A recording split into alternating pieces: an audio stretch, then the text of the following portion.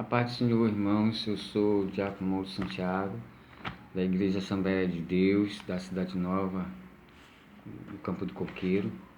Nós estamos aqui para gravar a lição, a quinta lição do dia 2 de agosto, que tem como título O Lamento de Jó, da revista A Fragilidade Humana e a Sabedoria Divina, e tem como título O Sofrimento e a Restauração de Jó.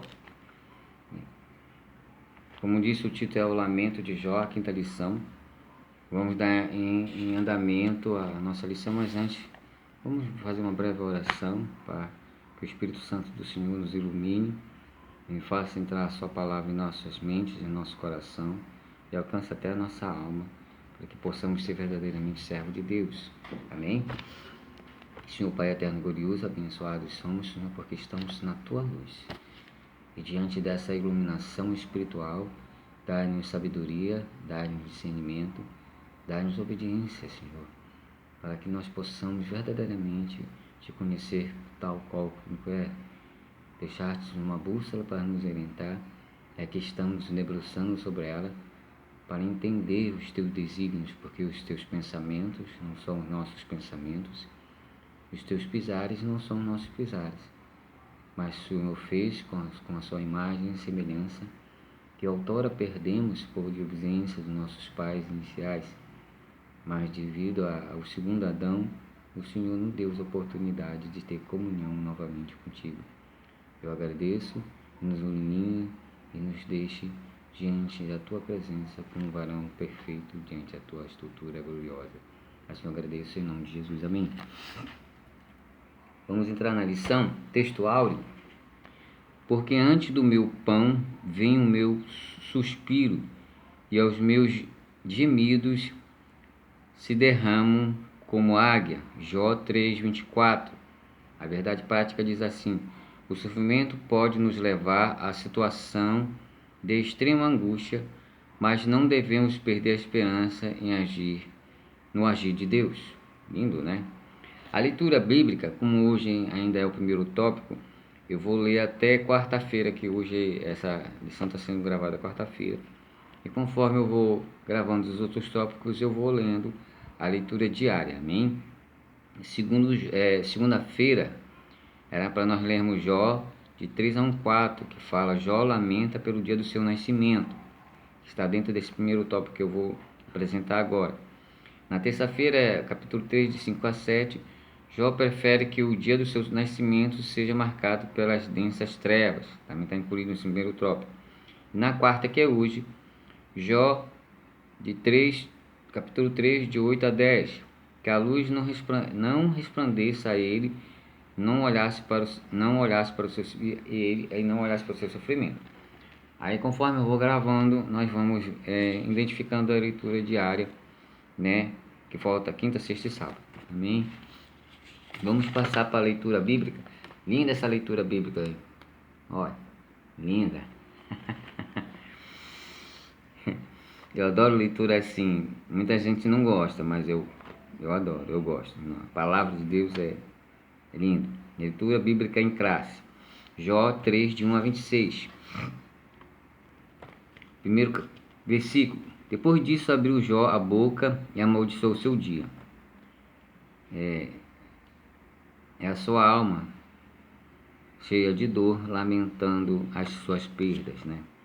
Jó falando e disse: pereço o dia em que nasci, e a noite em que se disse foi concebido um homem.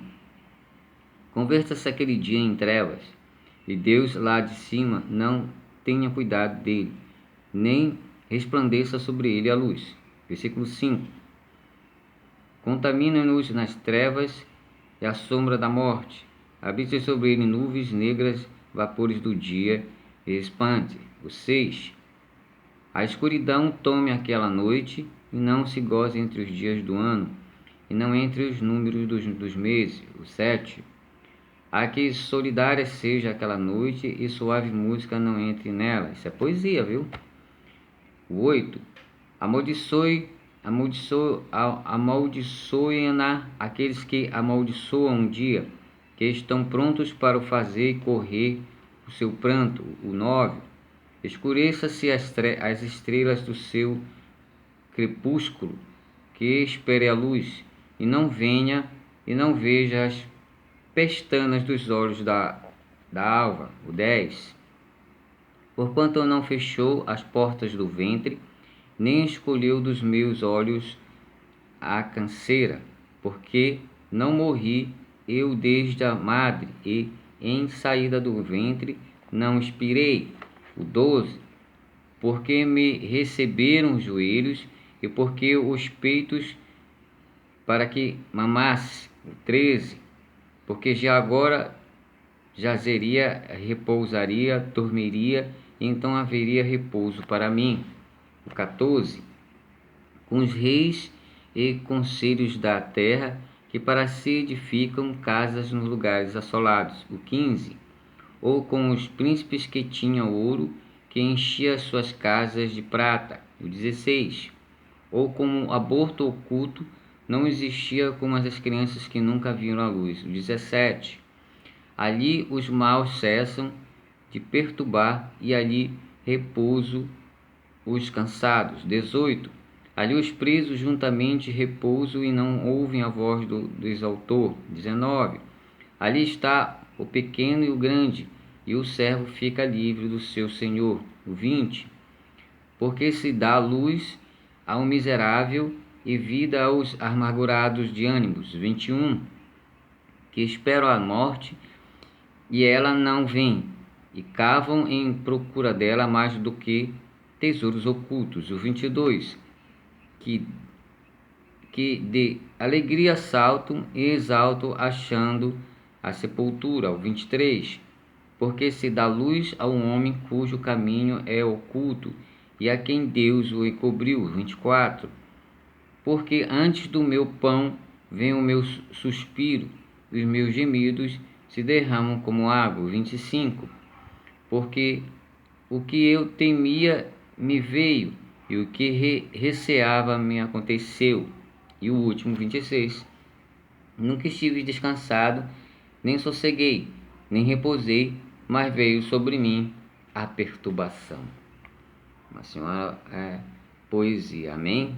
Uma bênção dos céus em termos de palavra de sofrimento, né? O lamento de Jó. Agora vamos dizer aqui o objetivo geral e o objetivo específico. Lembrando que o objetivo específico, cada item é o tópico que a gente vai estudar. Vamos estudar o primeiro e tem o segundo e o terceiro. O objetivo geral já é como se fosse uma conclusão de tudo, uma introdução de tudo.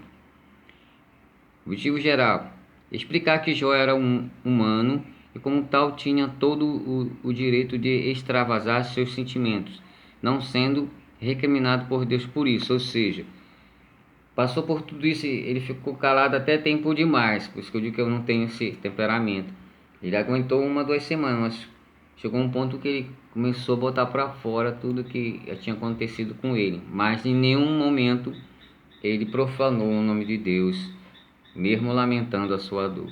Os objetivos específicos, tópico 1, 2 e 3. Tópico 1 que a gente vai ver logo em seguida, o 2 e 3 a gente vai ler em outra fase. Seguinte, primeiro tópico: esclarecer que a angústia de Jó fez com que ele desejasse a morte como um escape, que é um erro, né? É um erro. A gente deseja porque somos seres humanos, mas é um erro. O segundo tópico que a gente vai ver logo em seguida, aclarar o desejo de Jó em ser como um abortivo. Interessante. E o terceiro, pontuar que Jó representa os que, em situação desesperadora, não veem nenhuma luz no fim do túnel. Tem que ter muita luz de Deus para a gente não sucumbir. Vamos entrar na introdução, amém? Introdução.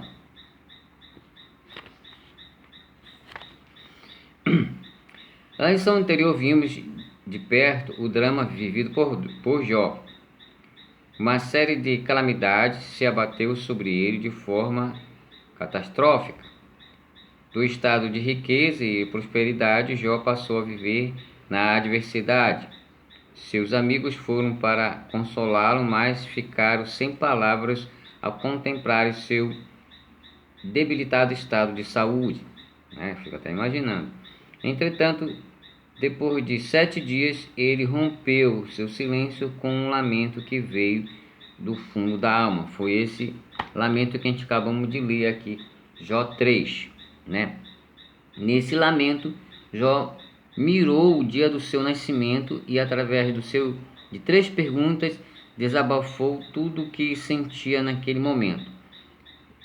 Eu vou só citar essas perguntas, a gente vai já dar uma sustentabilidade nessas 3 perguntas. Por que nasci? Por que não nasci morto? Porque ainda continuo vivo. Depois de aconteceu todas essas coisas com ele. Mas ele só fez isso depois de uma semana. Aguentou muito, né? Nessa lição veremos a reação humana diante do sofrimento. Reação humana diante do sofrimento. Perceberemos que não há qualquer indício de que Satanás tivesse alcançado isso diante dele, graças a Deus. Jó é um exemplo de testemunho, né? Na perspectiva do patriarca, se Deus era a causa de sua vida, deveria também ser a causa de sua morte, pois se ele vinha bem, também deveria vir. Se dele vinha o bem, também viria o mal. Bom, eu não concordo que do mal venha do Deus, porque Deus é bom. Mas esse é um raciocínio de Jó. Ele vai mudar. Lá pro final do lado, eu acho que é entre o 38 e o 42 de Jó, né? De Deus só vem o bem. Ele permite que Satanás use o mal para transformar a nossa vida. Mas de Deus não vem o mal, não. Mas amém. É o pensamento de Jó, né? É que o livro coloca assim diante da perspectiva do que Jó passou.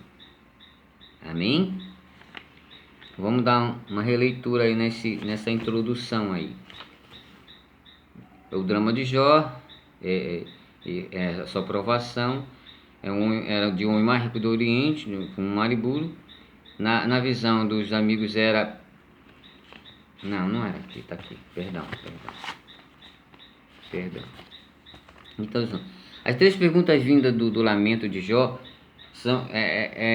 inclui nessas 3 perguntas aqui. O ponto culminante dessa lição e até do livro de Jó está aqui nas 3 perguntas. Por que eu nasci? Por que eu não nasci morto? E por que ainda continuo vivo? Diante daquele todo elemento, ele amaldiçoou seu nascimento. Depois ele disse: por que eu não nasci morto? Né? E por que ainda estou vivo? Aí que está a conjuntura de toda a lição e até boa parte de todo o livro de Jó. Está incluída aqui nessas 3 perguntas. Este ponto culminante da lição é do livro também, pois daqui sai todo o entendimento do martírio de Jó. Daqui sai todo o entendimento do martírio de Jó. Representa a angústia da sua alma por meio dos eventos que marcaram a sua tragédia. Qual foram esses eventos? As tragédias no meio que aconteceu com a família dele, na economia da vida dele, dos empreendimentos dele e na vida pessoal dele, né? Sinaliza o grau de estresse do patriarca e como ser humano diante de um grande caos, né? Ele aguentou até muito, mas com uma observação: ele se lamentou, mas não profanou o nome do Senhor. Seus lamentos são a expressão da dor humana diante do seu sofrimento, né? Então, diante dessas 3 perguntas está a nossa lição momentânea e boa parte do entendimento do livro de Jó. Então, para a gente entender isso, vamos lá logo para o primeiro tópico. Vai falar basicamente sobre essas 3 perguntas, né? Que está com o título aqui, o primeiro lamento de Jó. Por que nasci? Está lá em 3, Jó, capítulo 3, de 1 a 10. Por que nasci? A dor de Jó era profunda e somente a poesia podia expressar toda a carga emocional vivida por ele. Nesse poema, os 10 primeiros versículos do capítulo 3 são a respeito do primeiro questionamento de Jó. Por que nasci? Nossa! Esse questionamento sai do íntimo de Jó, assim como ocorre com a alma do salmista. Salmo 131, das profundezas clamo a ti, Senhor. E aqui esse salmista está procurando o perdão de Deus, né? Talvez Jó queria entender por que está acontecendo isso, mas ele sabia de uma coisa, que Deus estava no controle de todas elas, né?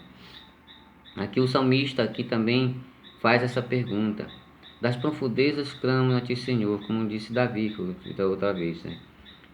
Se eu me escondo ou me jogo no alto abismo, lá tu estás, e se eu vou até o alto monte, tu também estarás. Então não tem aonde nós nos escondermos do Senhor, ou na escuridão, ou na luz, o Senhor sempre está com seus servos.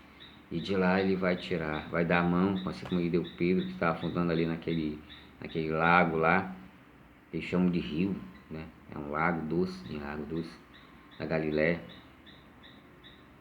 E apesar de ter falado para ele homem de pouca fé, mas Deus sempre nos ajuda os seus, né? Amém? Da mesma forma, o profeta Jeremias expõe os sentimentos diante dos seus conflitos. Jeremias 20, de 14 a 18. Ele clama, igualzinho a Jó, clama as angústias de sua dor, do seu país, do seu povo, né? É similar a Jó, né? Nesse sentido, o patriarca não está sozinho em lamentar diante da dor. Ou seja, não é que seja proibido nós lamentarmos, né? Isso não é diferente de murmurar. Lamentar uma coisa, murmurar é outra. A irmã Maurício, qual é a diferença de lamentar e murmurar? Lamentar é porque você é um ser humano. Você está passando o exemplo de Jó, passou por perdas gigantescas, né? Econômicas, pessoais, familiar. Então, mais cedo ou mais tarde, ele ia ter que lamentar essa dor, de ter que desabafar com ele e com Deus, né? Ou com outras pessoas, mas é mais certo com ele mesmo, botar para fora aquela angústia que estava massacrando ele, mas com uma observância, nunca culpar a Deus sobre todos esses males. Esses males provêm da permissibilidade de Deus e também da iniquidade e o pecado que jaz no mundo, né, através do maligno, né? Amém? Nesse sentido, o patriarca não está sozinho em lamentar, nós estamos sozinhos, todos nós temos condições de lamentar.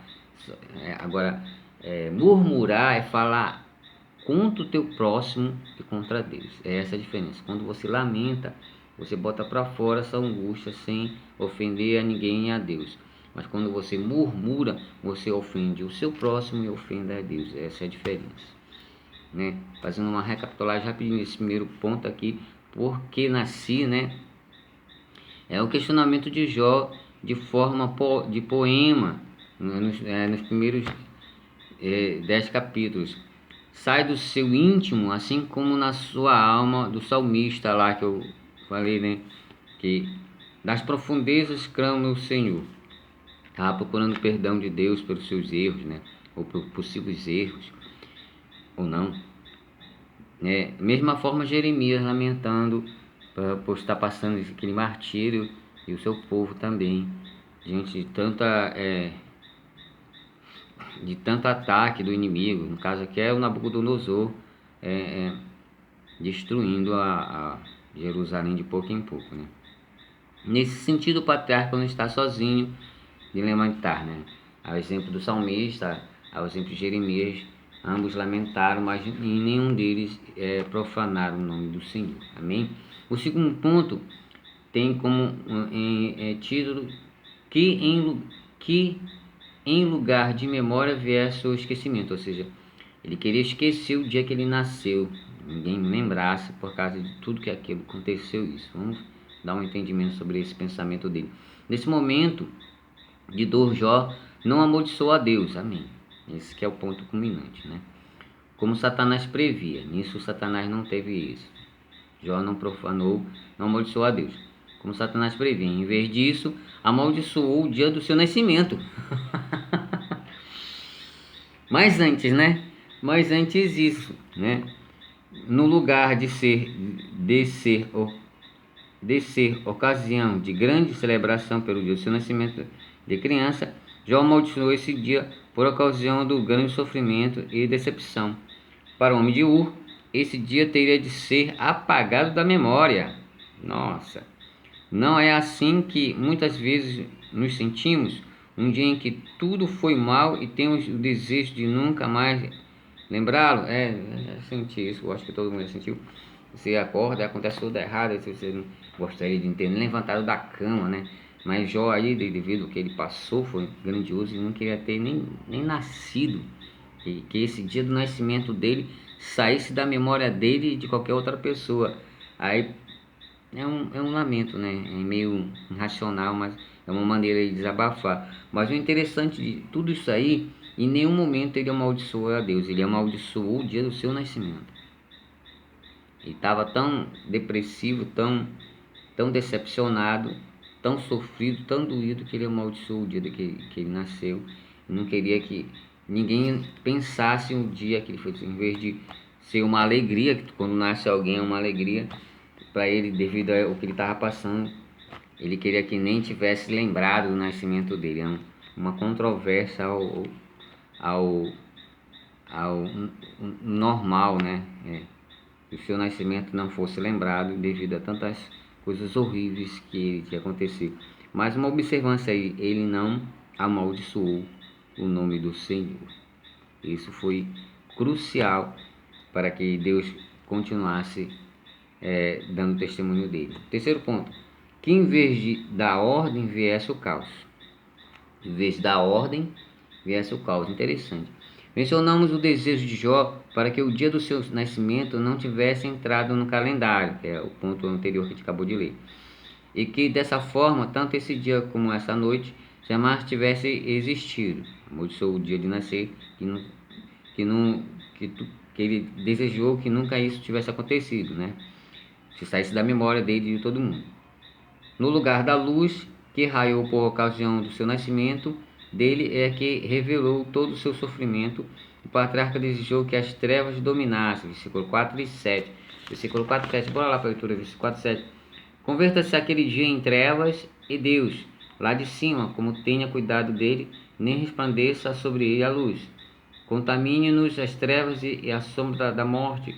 Habite sobre ele nuvens negras e vapores do dia o espantem, desejando não ter nascido, que ninguém tivesse memória disso, que tudo tivesse sido trevas para que ninguém lembrasse dele, mas isso é a dor que provoca isso, infelizmente.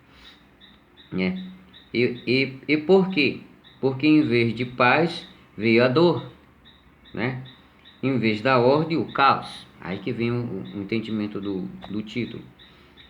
E desse raciocínio Jó mencionava a imagem do Leviatã. Aí ele já pisa, já extrapola no raciocínio que o Leviatã representa a serpente do mal, né? Que quando ela vem, teoricamente é Satanás, de certa forma, né? É um simbolismo satânico, então representa Satanás, o anticristo, né? Que vem, vai destruir todas as coisas, tudo que é bom, e só vem um caos. Ele faz uma comparação aí, porque em vez de ver a paz, veio a dor, né? Em relação a ele, em vez da ordem, veio o caos. O que era para estar em produção, o que era para ter no transporte, o que era para ter todos os filhos em felicidade, em glória, em trabalho, em movimento de bem, veio todos aqueles movimentos de destruição, de perda e de doença e de lamento e de depressão, né? E de íntima desejo de não existir. É interessante. Aí ele faz essa comparação aí do Leviatã, esse famoso e assombroso animal marinho simboliza o caos, a desgraça. O homem de Ur recorre a essa imagem para ilustrar o momento tenebroso que estava vivendo. Ele faz uma comparação muito radical em relação ao momento dele. Leva assim como fosse o anticristo, né? Vindo e destruindo todas as coisas. Mas ali foi uma situação local, embora grandiosa, né? Pelo montante de coisas que ele tinha, de bens que ele tinha, e a família dele que era grande. Mas ele fez uma comparação bem assim, global, porque o Leviatã, quando vier, o Leviatã representa o anticristo, que vem para destruir e fazer a vamos dizer, essa equipe do mal e destruir tudo o que é bom na terra, mas ele não vai ter vitória assim como ele não teve aqui com Jó. Amém? A lógica é simples. Se Deus não tivesse feito aquele dia, ele não teria sido concebido. Olha o raciocínio dele, o que a dor não faz. E portanto não passaria por tudo isso. Nesse sentido, o Novo Testamento revela como nosso Senhor é misericordioso e nos trata com amor e ternura nos momentos de tribulação e angústia. No momento de tribulação e angústia, nosso Senhor é misericordioso e nos trata com amor. Pois aos pés da cruz é melhor lugar para derramar a nossa alma. João 11, 32 e 33. Né? Como eu disse, se você está passando por dificuldade, se você está com doença, pandemia aí, ela volta a dizer, é mais um exemplo disso, pode ir para a cruz, porque não há sofrimento maior que um ser humano, embora sendo Deus, possa ter passado mais do que Jesus. Ele nos salvou por intermédio do seu sacrifício. Ele foi a oferta, ele foi o sacerdote, ele foi o Senhor dos senhores. Ele, com as suas feridas, ele curou as nossas doenças. Com as suas pisaduras nós somos salvos. E pelo seu sangue carmesim foi o preço que foi pago por nós. Né? Então, por mais que você tenha passado por isso, ele é o Senhor, é misericordioso, ele nos trata com amor, né? Em todos os momentos de tribulação e angústia, né? Pois lá na cruz ele tomou o pecado da humanidade e nos libertou de nossos pecados. Apagou. A partir dali nós temos comunhão com Deus através dele. Ele é a ponte que nos leva a Deus. Ele fez a ligação. Isso que é religião significa ligar, religar homem a Deus. Quem liga é Jesus. Então o seu sacrifício nos propôs isso, nos religar a Deus, que foi quebrado lá com Adão. Através de Jesus, segundo Adão, ele ligou, ele é a ponte entre o homem e Deus, e através dele todo o sofrimento, toda a tribulação, né? Toda a angústia vai passar, porque ele é o príncipe atrás, Deus conosco, ele é a nossa salvação, ele é o nosso Deus. Amém. Vamos dar uma pausa e já voltaremos para o segundo tópico, que tem como título Segundo o Lamento de Jó, por que não nasci morto? Amém? Já volto já em nome de Jesus.